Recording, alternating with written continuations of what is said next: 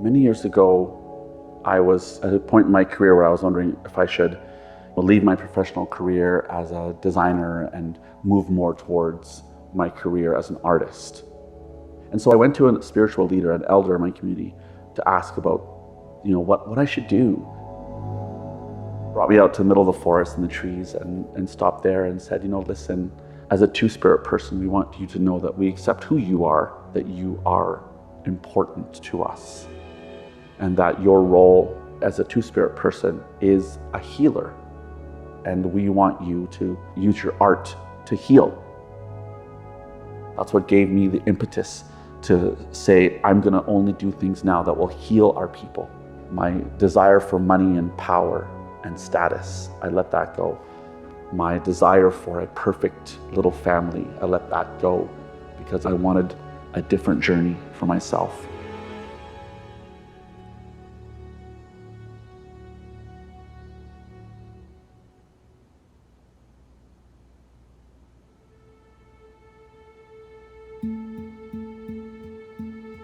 I sometimes feel like there's an energy that the residential school history and that conversation is kind of over. We wrote the book, a little book of what we're supposed to do to help Indigenous people. And then we said, okay, we did it. We wrote the book, we did the actions, and we're done. And I'm not sure I agree with that. I'm not sure that it is done or that we've resolved that conversation in any way. So I decided that miniature was a way for me to create something we could all look at or talk about or feel or discover, including myself. So I felt like this was a great way to gently and in my way bring people back to the conversation. Because we're still here. The people who went to the school are still alive. And they still don't know how to talk about it. And they still don't know how to connect to their family. And that residual disconnection is still there. And so that was the real reason, the main reason why I wanted to build it, was to bring myself there and let people come there with me. Okay. For me as an artist and a miniaturist especially, I always plan everything out. I create blueprints. 1 inch is 1 foot. Now this one was so different because there's literally very little information about this school out there. The research I did only came up with a few photos. So I had to redraw this piece out first in a 1/4 inch scale. I had to really invent a lot of the dimensions. We got windows and doors, attic windows, regular windows. This is gonna save me hours and hours of work. So I got these pre-made dollhouse, which is the right scale and the right style. There's a beautiful place I dream of, a happy home like mine, where the doorbell always welcomes you to fun and happy times. There's so many things associated to what a dollhouse is. It is a North American idealistic home that has a place for children to play. And I love the idea of switching all that around. That this dollhouse, it doesn't open up. You can't play with what's inside. You can't invent the history. I decided right away I didn't want to create interior rooms. I didn't want to see the inside at all. That is someone's very personal, traumatic journey that is not for us to open. I frosted the windows so you wouldn't see inside. I made sure that there was light inside so that people knew it was not an abandoned building in history. It was alive and it was now. That this building is captured while people were in it and living in it. The birds. Oh my goodness. Well, I had that vision in my head that there would be an orange tree. And of course that orange color celebrates and honors the survivors of residential school, of remembering, that every child matters. And that was so important to me. But even more important to me was that my grandparents mattered, And I thought it would be really cool to have 2 little cardinals because they're, we're cardinals, putting them, on that fence by that tree. It just takes away from maybe them on the inside. Keeping them on the outside of the property was important.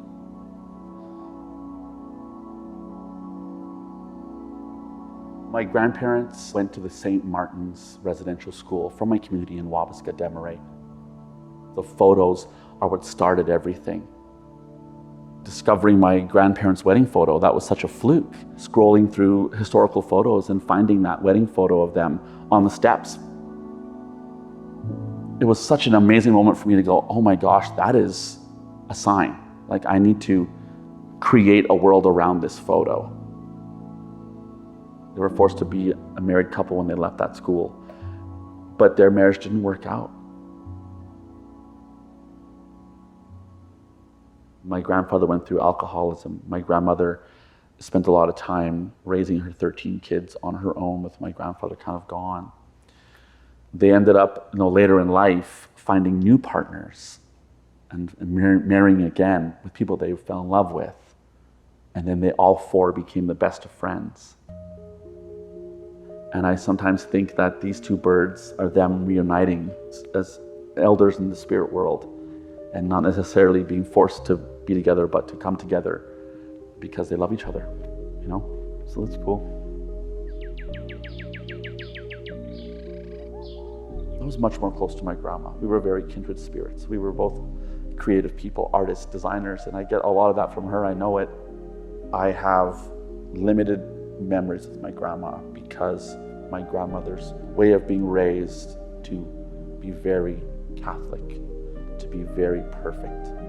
Her love language was going for walks or making me food or things like that. So we had a different way of communicating, and I had a different way of feeling accepted and loved by her.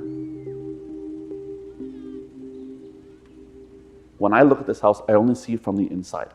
I see a blurry window. I don't know if this is like seeing my grandma or whatever, but I see a blurry window and looking out this window and wondering if they're allowed to go home or whatever, feeling left behind, feeling lost and forgotten, And that part, I don't think anyone could ever feel that unless you knew someone or know someone who went through it. So you can't put yourself there. And this is why I don't access it too much, because I do get a little bit angry, that my family had to feel that. It's, it's awful. It's an awful history. And I can't even imagine what it's like to be a survivor and to walk up to a building like this and see it.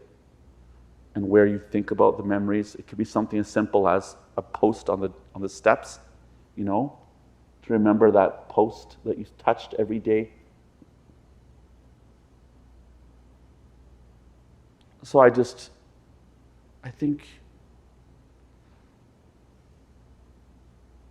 people will feel the importance, if nothing else. They'll feel like what it's representing. Even if they don't know the history, they know very well what it's representing. It's undeniable. It's a tough one. This one's hard for me to sort of analyze on how people will respond to it, because for me it was just, I'm fulfilling a vision. And so now that I'm thinking about we're getting close to being in the gallery and having people see it, I'm worried because I have had some people online, criticizing the project, saying like, how can you do this? How can you create this piece when so many people have been hurt by residential schools? And why do you think it's important to make this building? And the answer is that this piece will be a part of everyone's journey in a different way. It'll be a stopping point or a starting point or a resolution. And I hope it instills emotions from people, that people do get upset about it, or feel relief, or feel release. We have a great way of hiding things in our country. There's so much shame. We don't talk about things like, residential school or sexual abuse or alcoholism or whatever's happening to our families. I don't know what it's gonna be. I'm nervous about that. But I'm also ready to answer questions about it as to why. I'm also ready to take responsibility for making it. Once it's in that gallery, it's out of my hands. I will be arriving there with everybody else. And I'm hoping that Creator will guide my feelings and my mind at that time. So I don't know. It's a bunch of answers.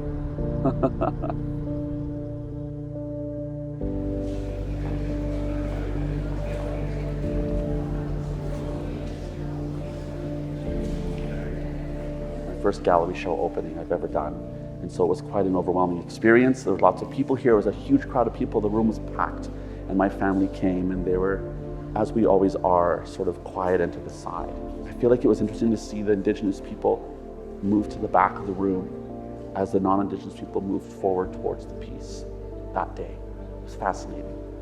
And the questions and the comments from the people were all from the non-Indigenous people. A lot of the people who approached me about the work, who were like, I love the work, but here's my opinion about it. Was it really that bad? Is what I heard sometimes. Are you sure that's the history? You know, do you think maybe it was over-exaggerated what happened in the schools? Is it for real what happened? I had to respond in ways by saying, you know, yes, it was actually history. It wasn't exaggerated. In fact, it was underreported. There's 120,000 children who are lost or missing or never returned home. We don't know if that number is bigger. It could be much bigger. I never feel angry about ignorance. I never feel angry about racism because I have seen what an open heart can do. I know the difference when you approach someone with anger or with love. I wanted a journey that let me be a two-spirit healer.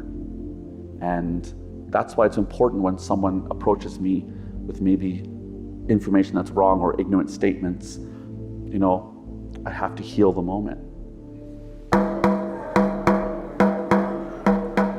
Hello everyone, my name is Lance Cardinal. I'm a member of the Big Stone Cree Nation, and I want to extend a message of welcome and acknowledgement to all who are here today. I welcome you all here to Treaty 6 territory.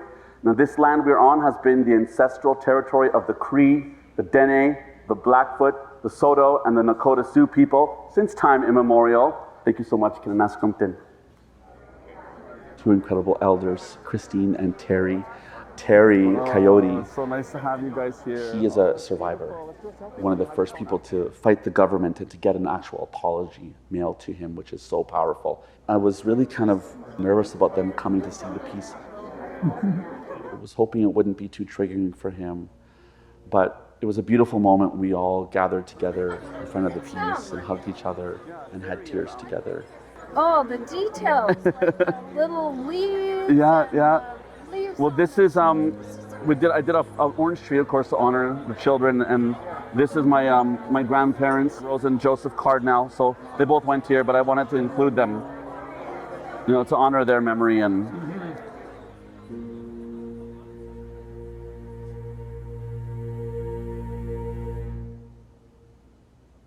Let's see what we have here. Some of these I haven't read, so it's been a month since I've been here. Wow, okay, there's a lot. Holy moly. Okay. Walked down the steps and was stopped dead in my tracks. Seeing Lance's work, goosebumps, tears, and a lump in my throat. Thank you. This is a in-your-face look at the horrors that happened. And it forces you to decide your stance on history. I stand united with the Métis ancestors, and every child matters. Wow.